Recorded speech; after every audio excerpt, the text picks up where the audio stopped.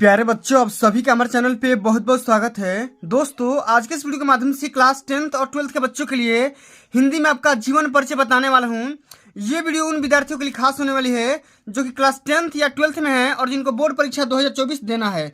दोस्तों, इस वीडियो के माध्यम से मैं आप सभी के लिए ऐसे 5 महत्वपूर्ण जीवन परिचय लेकर के आया हूँ जिन्हें अगर आप तैयार कर लेते हो, समझ लेते हो, तो बोर्ड परीक्षा में आपका 10 नंबर पक्का हो जाएगा। ये मैं दावे के साथ बोल सकता हूँ। ठीक है, तो इस वीडियो को ध्यान से देख लेना, अंत तक जरूर देखना।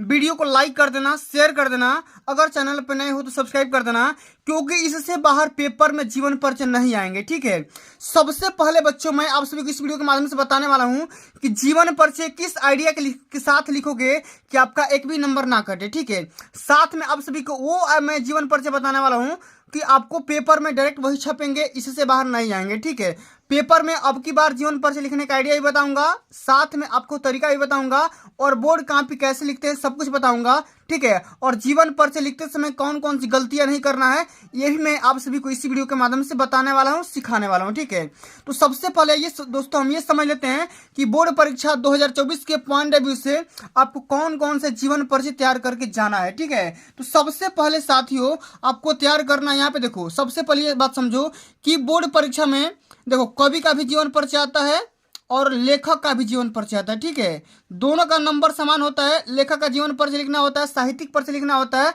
साथ में दोनों की कृतियां यानी कि रचना का भी नाम लिखना होता है।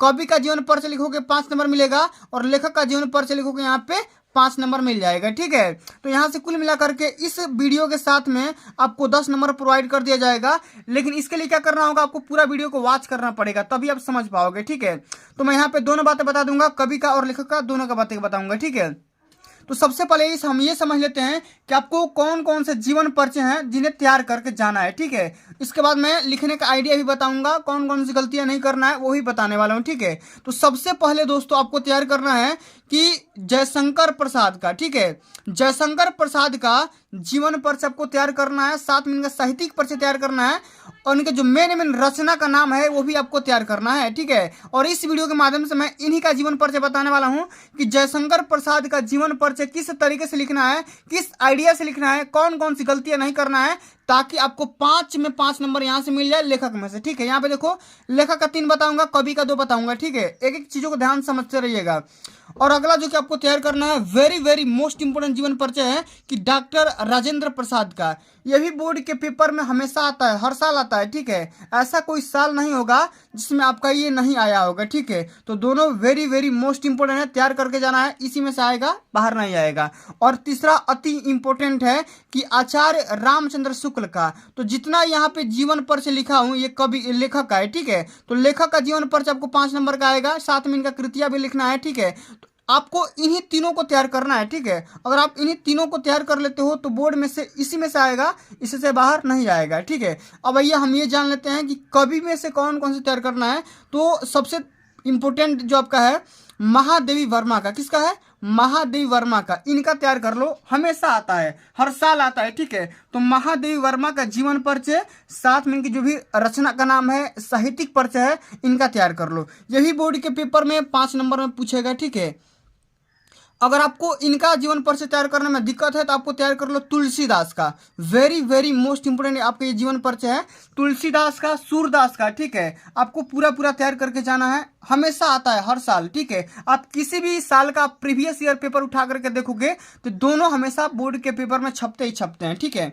अब दोस्तों आइए हम ये जान लेते हैं कि आपको बोर्ड परीक्षा में जयशंकर प्रसाद का जीवन परिचय या किसी भी लेखक का या कवि का जीवन परिचय किस आइडिया के साथ लिखोगे कि आपका नंबर ना कटे और फुल में फुल मार्क्स मिले। ठीक है, तो सबसे पहले आपको हेडिंग लगाना है, यहाँ पे प्रश्नोत्तर संख्या, जो भी आपका यहाँ पे क्वेश्चन नंबर होगा वहाँ पे क्वेश्चन नंबर लगा करके यहाँ पे लिख देना है ब्लैक पेन से।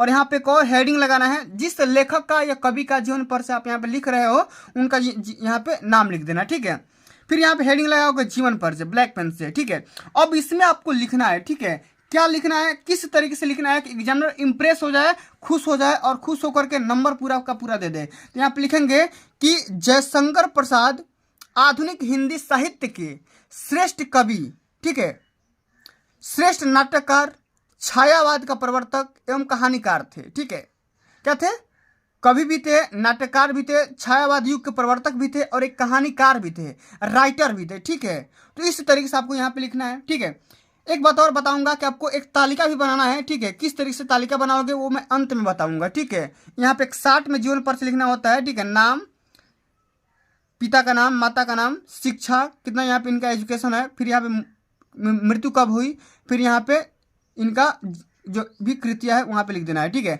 यहाँ पे लिखेंगे कि जयशंकर प्रसाद आधुनिक हिंदी साहित्य के श्रेष्ठ कवि, श्रेष्ठ नाट्यकार, छायावाद का प्रवर्तक एवं कहानीकार थे। इनका जन्म 1889 ईस्वी में काशी के एक प्रतिष्ठित वैश्य परिवार में हुआ था। कहाँ पे हुआ था? काशी। काशी मतलब बनारस। अब काशी का नाम चेंज कर दिया गया है, बनारस कर दिया गया है। ठीक है, तो आप सभी को पता होगा। इनके पिता का नाम देवी प्रसाद था और माता का नाम मुन्नी देवी था। ठीक है, किनके पिता का नाम? जयशंकर प्रसाद के। ठीक है, इनके पापा का क्या नाम था? देवी प्रसाद था और माता का नाम यानी मम्मी का नाम क्या था? मुन्नी देवी था।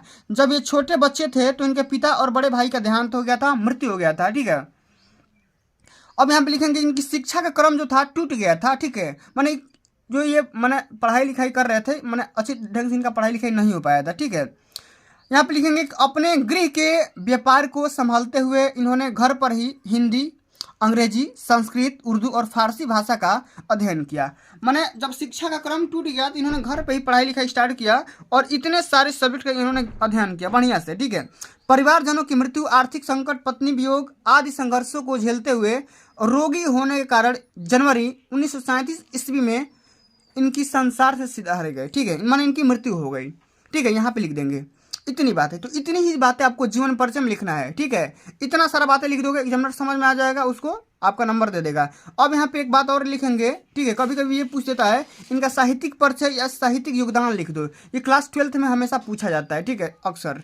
तो इसमें क्या लिखेंगे कि प्रसाद जी की प्रारंभिक रचनाओं में ही संकोच और झिझक होते हुए भी अकुल चेतना का दर्शन है। इनकी रचनाओं में प्रकृति की रमणीयता और मधुर है। प्रसाद जी छायावादी कवि हैं। ठीक है, प्रसाद जी का काव्य के अलंकारों की दृष्टि से भी अत्यंत समृद्धि है।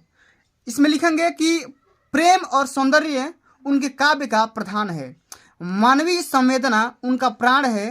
प्रकृति को सचेतन अनुभव करते हुए उनके पीछे परम सत्ता का आभास कवि ने सर्वत्र किया है। यही उनकी रहस्यवाद है। तो यहाँ पे लिख देंगे इनका साहित्यिक योगदान कि माने किस तरीके से इन्होंने अपनी कविता या जो भी इनका लेखक की माने राइटर है। ठीक है, तो उन्हें क्या क्या योगदान मिलता है आपको यहाँ पे पूरा लिख देना है।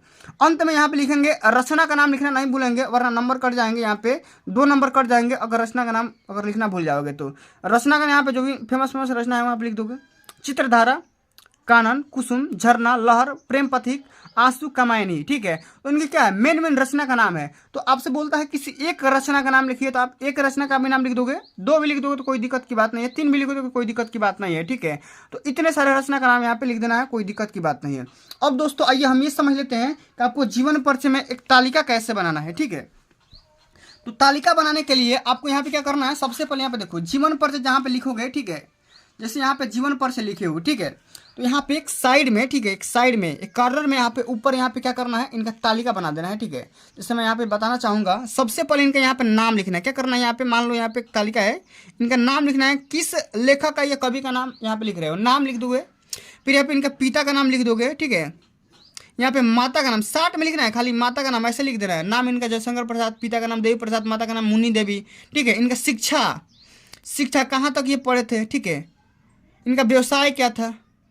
ठीक है, व्यवसाय क्या था। ठीक है, इतना लिखने के बाद इनका यहाँ पे लिख दोगे मृत्यु। ठीक है, एक अंत में यहाँ पे लिख दोगे रचना। ठीक है, एक अंत में लिख दोगे रचना। ठीक है, और यहाँ इसको आराम से ऐसे घेर दोगे। ठीक है, घेर देना, एक मैंने तालिका बढ़िया से बना देना ताकि एग्जामिनर यहीं पे देख लेगा नाम क्या है, पिता का नाम, माता का नाम। एग्जामिनर बस खाली यही पॉइंट देखता है कि नाम क्या लिखे हो, पापा का नाम क्या लिखे हो, माता का नाम क्या लिखे हो, शिक्षा इनका सही सही लिखे हो कि नहीं, मृत्यु का डेट यहाँ पे सही सही लिखे हो कि नहीं, जन्म स्थान इनका सही सही लिखे हो कि नहीं।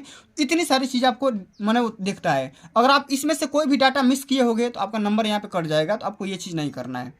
ठीक है, समझ में आ गया कि नहीं? अगर समझ में आ गया होगा तो वीडियो को लाइक कर देना, शेयर कर देना। दोस्तों आज के लिए बस इतना ही, मिलते हैं अगली वीडियो में। तब तक के लिए जय हिंद, जय भारत, वंदे मातरम।